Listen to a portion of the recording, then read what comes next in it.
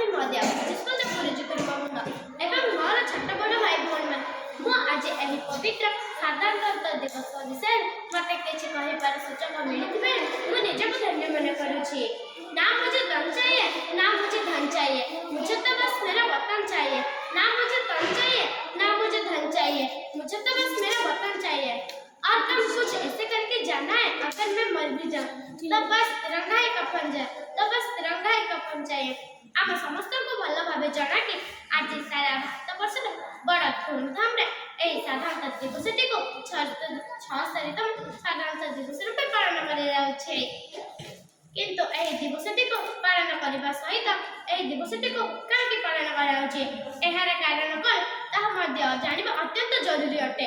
1947 मसीहा अगस्ट मास 15 तारिख दिन आम देश स्वाधीन है, किंतु समस्त भारतवासी स्वाधीनतार स्वाद चखिलु, किंतु से देशर निजक एक श्रृंखलार डरी बांधिबा लागि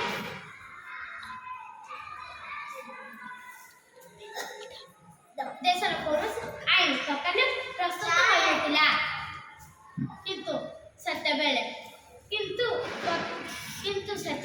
तत्कालीन राष्ट्रपति तथा संविधान अध्यक्ष डॉक्टर राजेंद्र प्रसाद संविधान निर्माण कार्य डॉक्टर बी.आर. आंबेडकर को देथिले।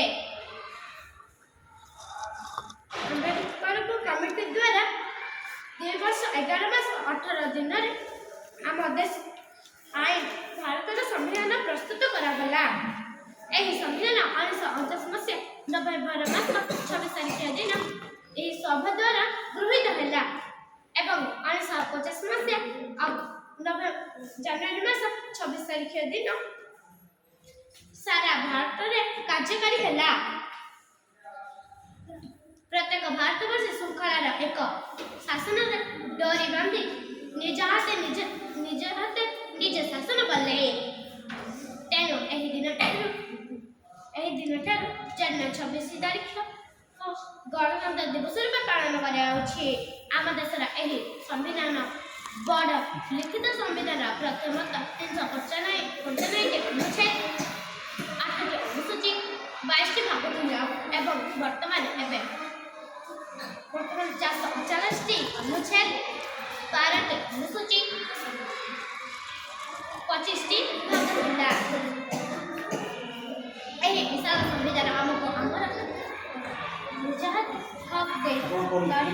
हक देछि सब धर्म को समान अधिकार देछि। तेणु एहार रक्षा करबा हमर परम कर्तव्य है। एति कहबा मो वक्तव्य शेष करछि। जय हिंद।